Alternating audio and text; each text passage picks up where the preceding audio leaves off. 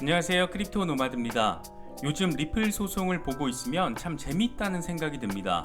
지난해 연말 SEC가 소송을 제기했을 때까지만 하더라도 이거 이러다 진짜 큰일 한번 나겠다 이런 생각이 강하게 들었던 것을 떠올려 보면 최근 들어서는 공격과 수비의 주체가 완전히 바뀐 것 같습니다. 그동안 리플 측의 공격 포인트는 쉽게 말하면 SEC의 뻘짓에 초점이 맞춰져 있었습니다. SEC는 비트코인과 이더리움이 어떤 근거로 증권이 아니라고 판단했는지 법원이 명령한 내부 문서를 제출하라. SEC는 내부 직원들의 XRP 거래 관련 문서를 법원에 제출하라. 이런 식이었습니다. 그런데 이제 소송이 2단계로 접어들면서 리플 측은 좀 더 본질적인 부분에 더 초점을 맞추는 모습입니다. 소송 2단계 엑스퍼트 디스커버리 첫날 리플 측은 법원에 SEC가 XRP를 어떤 방식으로 하위 테스트를 적용했는지 이론적 근거를 제출해야 한다라는 요청서를 제출했습니다. 어떻게 보면 이번 사건의 가장 본질적인 이슈를 꺼내든 것인데 소송 전략을 참 치밀하게 이끌어가고 있다라는 생각을 갖게 만드는 그런 부분 같습니다. 9월 첫날 비트코인은 여전히 다소 불안정한 모습을 보이면서 바닥 다지기를 하고 있는 가운데 이더리움의 경우에는 5월 이후 처음으로 3,500달러를 찍으면서 꽤 의미 있는 상승세를 보여주고 있습니다. 몇몇 이슈들이 상당한 호재로 작용하면서 시세를 이끌고 있는 것인데 문제는 호재들이 겹치다 보니까 상당한 매도 압력이 발생할 수도 있다, 이런 분석도 나왔습니다. 여차하면 2,000달러 이하로 폭락할 수도 있다라는 분석이 제기된 상황인데 이게 또 뭔 소린지 짚어보도록 하겠습니다. 요 며칠 조용하다 싶었던 에이다 카르다노의 창시자 찰스 호스킨슨이 이번에는 솔라나와의 협력 가능성을 시사해서 주목받고 있습니다. 다른 건 몰라도 비즈니스 감각 하나는 좀 과하다 싶을 정도로 좋다라는 평을 받는 호스킨슨이 요즘 가장 잘 나가는 솔라나를 언급한 것을 보면 또 그럴 만한 속내가 있을 것 같습니다. 이런저런 새로운 소식들이 전해졌습니다. 차트의 흐름 못지않게 이슈의 흐름도 상당히 중요하다라는 점은 지난 몇 달 하락장 속에서 충분히 느끼셨을 것이라고 생각됩니다. 주요 이슈들을 끝까지 시청해 주시면 그만큼 시장을 바라보시는데 도움이 될 수 있지 않을까 생각됩니다. 본격적인 시작에 앞서서 좋아요와 구독 또 알림 설정을 꼭 부탁드리겠습니다. 영상 제작에 아주 큰 도움이 된다는 말씀 함께 드립니다. 그럼 시작하겠습니다. 리플과 SEC의 소송 2단계인 엑스퍼트 디스커버리 개시 첫날 리플 측은 꽤나 의미 있는 공격 포인트를 기록한 것으로 전해졌습니다. 거두절미하고 대체 어떤 이론적인 근거로 XRP가 증권에 해당하는지를 판단했는지 지난 8년 동안의 XRP 거래에 대한 하위 테스트 적용 이론을 공개하라고 법원에 정식으로 요청했습니다. 팩트 디스커버리 마지막 날 법원에 접수됐습니다. SEC는 하위 테스트를 기준으로 XRP가 증권에 해당한다라고 판단하고 리플사를 기소한 것인데 하위 테스트를 구체적으로 어떻게 XRP 거래에 적용한 것인지 세부 사항을 공개하라는 겁니다. 가장 쟁점이 되고 있는 기준에 대해서 공세를 날린 것으로 볼 수 있는 부분입니다. SEC는 첨부 자료를 포함해서 무려 85페이지에 달하는 요청 문서를 법원에 제출했습니다. 리플 측은 사라 네번 판사에게 보낸 서한을 통해서 그동안 SEC 하위 테스트에 근거해서 XRP가 잘못된 방식으로 거래돼 왔다라고 주장해 왔는데 어떤 이론적인 근거를 어떻게 적용을 했는지 이에 대해서 세부 사항을 공개하는 것을 거절해 왔다라고 밝혔습니다. 리플 측이 표현한 문장을 보면 꽤나 위트 있게 SEC를 향해서 날을 세우고 있는 부분을 확인할 수가 있습니다. 리플 측은 SEC가 법적 테스트로 잘 자리 잡은 가장 직접적인 적용 기준인 75년 된 낡은 대법원의 결정인 하위 테스트를 기준으로 기소했다, 이렇게 지금의 상황을 한 문장으로 정리를 했습니다. 블록체인과 크립토 애셋이라는 현재 지구상에서 가장 혁신적인 기술에 대한 법적 기준을 이야기하면서 무려 75년 전 대법원의 판례를 잣대로 삼았다라는 점을 대놓고 비판한 것으로도 볼 수 있습니다. 아주 제대로 작정하고 덤벼들면서 공세를 퍼붓는 것으로도 볼 수 있는 그런 부분입니다. 여기서 잠깐 문제가 되고 있는 하위 테스트가 뭔지 간단히 정리해 보겠습니다. 하위 테스트는 지금까지 SEC가 증권 여부를 판별하는 기준으로 활용해온 대법원 판례입니다.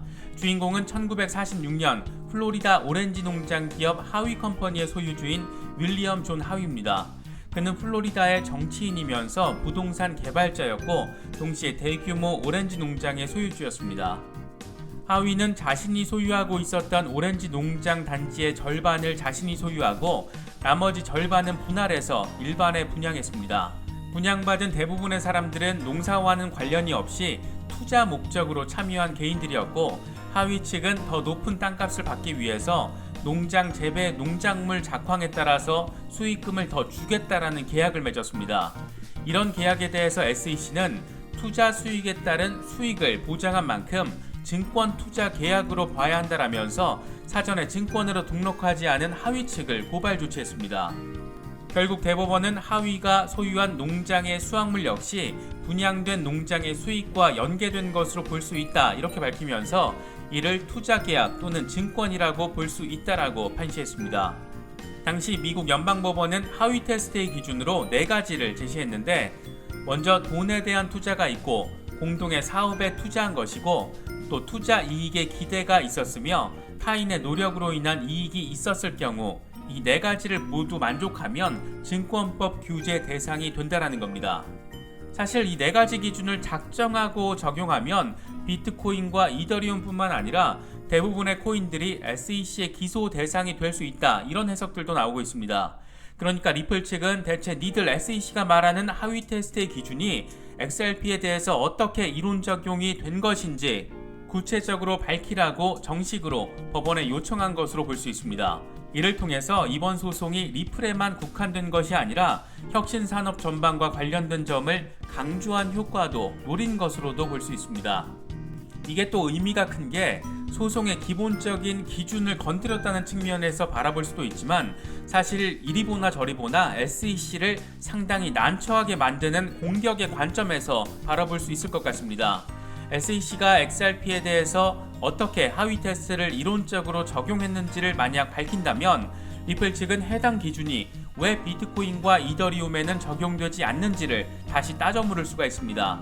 이더리움과 리플의 비증권 성격에 사실상 차이가 존재하지 않기 때문에 꽤나 큰 공격 포인트를 기록할 수 있는 그런 전략적인 부분으로 볼 수 있는 겁니다. 또 만약 법원이 리플의 요청을 받아들여서 SEC에 명령을 하고 이걸 SEC가 또다시 거부한다면 SEC의 입장에서는 소송 기각 가능성만 더 키우게 되는 결과로 이어질 수도 있습니다. 해당 내용을 공개해도 또 공개 안 하고 개겨도 SEC는 난처할 수밖에 없는 상황을 리플 측이 만들어가는 것으로도 볼 수 있습니다. 리플 측 변호사 수가 너무 많다고 지적하는 경우도 종종 볼 수 있는데 이렇게 치밀한 전략적 공세를 계속해서 펼치고 있는 것을 보면 꽤나 근사한 드림팀 같다 이런 생각이 들기도 하는 것 같습니다. 그런데 또 하나 더 재미있는 지점이 있습니다. 최근 잇따라서 리플과 XRP 홀더들에 의해서 공격받아온 SEC도 일단 반격에는 나섰는데 이게 또 신박합니다. 코인게이프 보도 내용을 보면 SEC는 리플 직원 회의 영상과 녹음 파일 제작을 요청하는 문건을 법원에 제출했습니다. 코인게이프는 SEC는 아직 리플이 제출하지 않은 증거 자료가 많다고 주장하고 있다. 앞서 8월 초 리플 CTO의 진술을 통해서 SEC는 리플이 회의를 녹화하고 있다는 것을 알게 됐고 향후 리플이 의무적으로 회의 녹음과 녹화 자료를 제작해야 한다라고 법원에 요청했다 이렇게 보도했습니다. 이번 리플 회의 녹화 자료 공개 요청은 슬랙 메시지 100만 건 요청이 기각당한 뒤에 거의 비슷한 연장선에서 이루어진 조치로도 볼 수 있습니다. 리플 내부 직원들이 메시지로 무슨 얘기를 했는지 또 회의에서 무슨 얘기를 했는지 이걸 탈탈 털어보겠다라는 일종의 먼지 털기 방식에 해당한다라는 점에서 그렇습니다. 증거가 있어서 증거를 확보한 뒤에 기소를 한 게 아니라 기소를 하고 나서 증거를 찾기 위해서 법원의 도움을 요청하는 이 좀 노골적으로 표현을 하자면 꽤 또 적확한 표현을 사용하자면 아주 골 때리는 상황이 지금 SEC에서 벌어지고 있는 겁니다. 당장 SEC는 9월 3일까지 SEC 내부 직원들의 비트코인과 이더리움 또 XRP 거래와 관련된 내부 문건을 법원에 제출해야 합니다. 아직 비트코인과 이더리움을 왜 비증권으로 판단했는지 그 내부 문건을 제출하라는 법원의 명령에도 개기고 있는 상황입니다. 법원의 명령은 하나도 이행하지 않고 먼지 털기 방식의 조사를 이제서 하겠다고 하고 있으니까 비아냥과 조롱을 받는 것은 어쩌면 당연한 결과인지도 모르겠습니다. 소송의 결과 어떻게 될지 그건 아무도 예단하기가 어렵습니다. 다만 전반적인 이런 분위기들 놓고 보면 전체적인 분위기가 한쪽으로 기울고 있는 모습은 분명하게 그려지고 있는 것으로 보입니다. 이건 정말 단지 기분 탓은 아닌 것 같습니다. 이어서 이더리움 상황 짚어보겠습니다. 9월 첫날 이더리움은 3,500달러 돌파를 보여주면서 추가 랠리에 대한 기대감을 키우고 있는 상황입니다. 런던 포크 이후에 누적 소각 물량이 15만 이더를 돌파하면서 소각을 통한 가치 저장의 특성은 더욱더 강화되고 있는 상황입니다. 이더리움 채굴 수익 역시 크게 개선된 것으로 나타났는데 암호화폐 거래소 바이비트는 데일리 인사이트를 통해서 중국의 암호화폐 채굴 금지에도 불구하고 이더리움 채굴 수익이 7월 저점에서 60% 반등했다. 8월 이더리움 채굴 수익이 16억 5천만 달러를 돌파했지만 거래 수수료를 통한 수익은 7월 9만 1천 이더에서 8월 29일에는 6만 1천 이더로 3분의 1 정도 하락했다라고 분석했습니다. 이어서 바이비트는 모든 채굴 주소의 누적 잔액은 8만 1,512더에서 24만 3천 이더로 3배 정도 증가해서 3년 만에 최고치를 기록했다라고 밝혔습니다. 그러면서 이더는 현재 갈림길에 있다. 디파이와 NFT에 대한 확신과 함께 이더 가격이 상승할 것이라는 기대 심리와 또 이더 2.0 출시 전에 또 다른 매도 압력이 공존하고 있는 상황이다. 이렇게 진단했습니다. 이와 관련해서 AMB 크립토는 현재 이더리움 주봉 차트는 2018년과 유사하다.